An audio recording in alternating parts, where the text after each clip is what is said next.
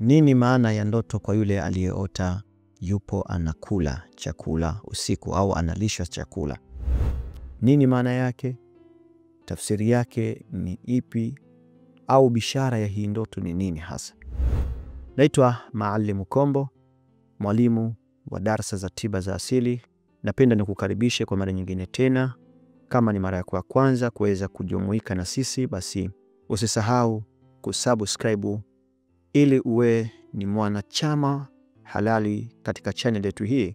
Pindi tutakapokuwa tuki-upload video zetu, basi ukatumiwa ujumbe au ukapewa taarifa kwamba kuna video mpya imeingia katika channel ya Dimo TV. Darasa letu la leo nitakupa ufafanuzi juu ya yule aliyeota ndoto ya kuwa anaona analishwa chakula.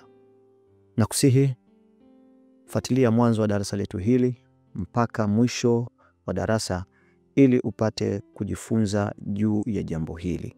Maana ya kuota unalishwa chakula. Ndoto ya kulishwa chakula mara nyingi humaanisha ni kufunguliwa kwa njia ya milango ya kichawi. Mtu anayeota anakula mara kwa mara, hasa vyakula visivyo vya kawaida au asivyovijua, huwa ni ishara ya kulishwa uchawi ili kudhoofisha nuru yake ya ndani, akili au riziki. Hii ni dalili kwamba roho yake imeunganishwa na nguvu isiyo halali, kama majini, wachafu au wachawi wanaotumia njia ya chakula ili kuingiza sumu ya kichawi mwilini. Tupate kufahamu, ndoto zinakuwa zina maana kubwa sana, na kuna baadhi yetu sisi huwa tunapuuza muda mwingine ndoto zile ambazo tunazoziota. Lakini nataka nikufahamishe kwamba usije ukadharau wala ukapuuza ndoto kuanzia sasa hivi, kwa sababu ndoto zinakuwa zimebeba ujumbe mkubwa sana. Huenda ujumbe huo ukawa unakufahamisha mambo yaliyopita au ukakujuza mambo yaliyopo kwa sasa, au vile vile ujumbe huo ukawa umebeba ishara ya kukujuza mambo yatakayokuwa yanakuja huko mbeleni kwako.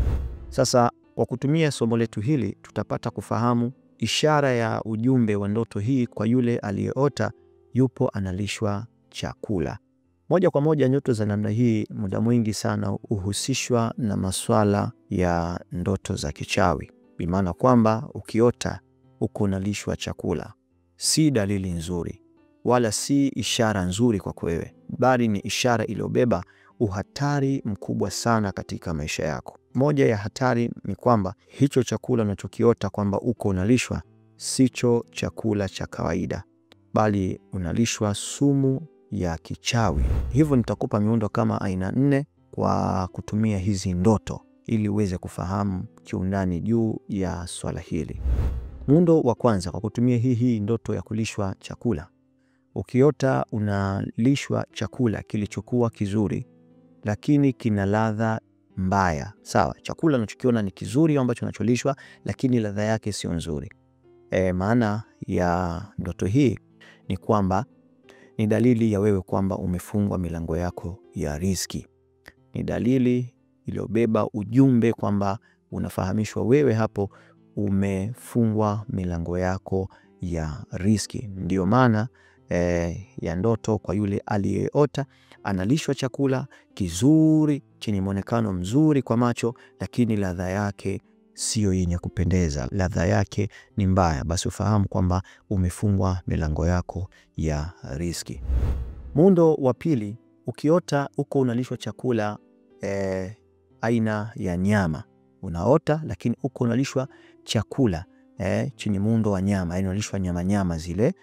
Maana yake ni kwamba hicho unacholishwa ni chakula ambacho kina muambatano wa nyama za mizoga au nyama za wafu. Ni nyama za mizoga ya wanyama, sawa, mizoga ya wanyama au mizoga ya wafu, bimaana kwamba watu waliokufa.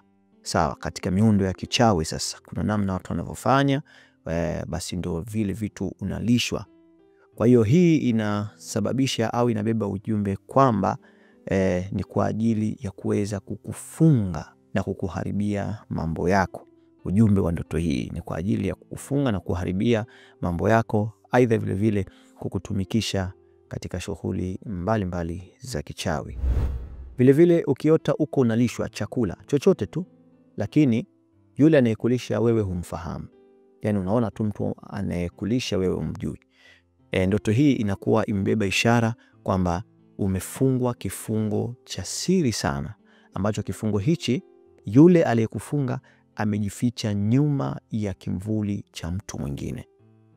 Kutokea hii hali, bimaana kwamba kwa wale ambao wanaotembea sana tunaambiwa, bwana, mbona fulani ndio amekuroga au ndio fulani amekufanyia hivi.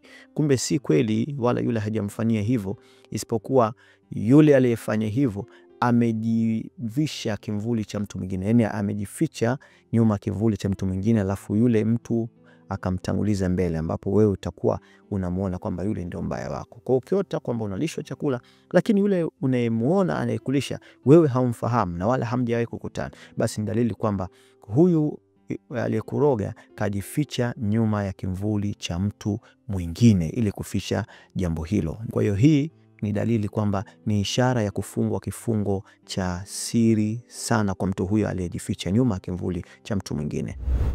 Muundo wa 4, ukiota kwamba uko unalishwa chakula lakini sehemu ya giza, yani hakuna taa, hakuna mwanga wa namna yote, ila uko unalishwa kile chakula sehemu ya giza, mfano sehemu ya mapango, aidha unaona upo katika mazingira chooni, lakini pana giza kali sana, pana giza jingi sana, unajiona kwamba upo kwenye giza lakini kile chakula unalishwa. Nini maana ya ndoto hii? Ndoto hii ni ishara kwa wewe ya kufungwa akili na nuru, pamoja na kuzimwa nyota na uvuto. Ukiona kwamba uko unalishwa chakula sehemu iliyokuwa ya giza, basi ni dalili ya kufungwa akili, bimaana kwamba mawazo yako, fikra zako yatakuwa si thamani kwa mtu utakapokuwa ukimwambia jambo lolote, labda la kumsihi au la kumpa mbinu fulani au la kumjuza jambo fulani, basi utakuwa ni mtu mwenye kupuuzwa. Yani utakachoongea chochote watu watakuwa na kama uongee kitu chenye maana kwao. Umeelewa? Ndio maana ya kuchezewa mtu kiakili.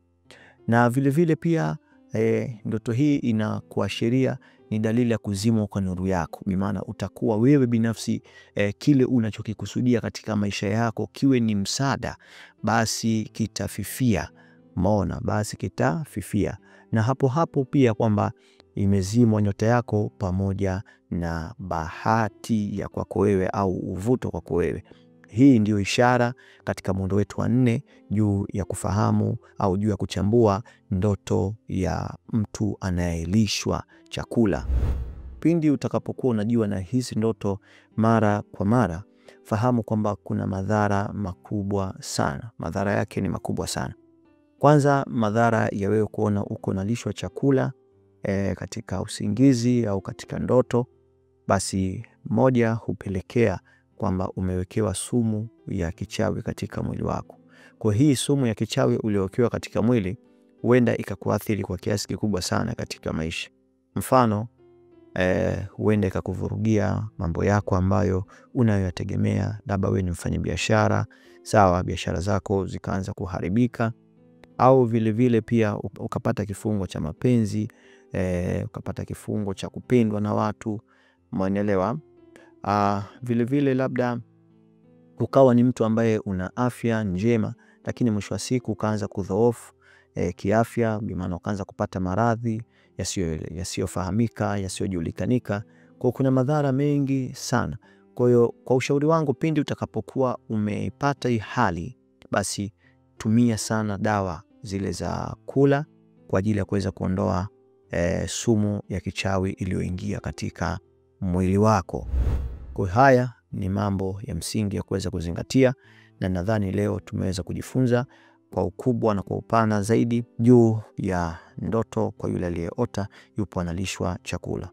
Kama unahitajia visomo vya dua na kama unahitajia tiba za asili kwa ajili ya kuondosha matatizo ya namna mbalimbali yanayokukabili katika maisha yako, namba zangu za simu zipo katika sehemu ya description hapo chini, na katika screen pia namba zangu za simu zipo hapo. Assalamu alaikum wa rahmatullahi wa barakatuhu.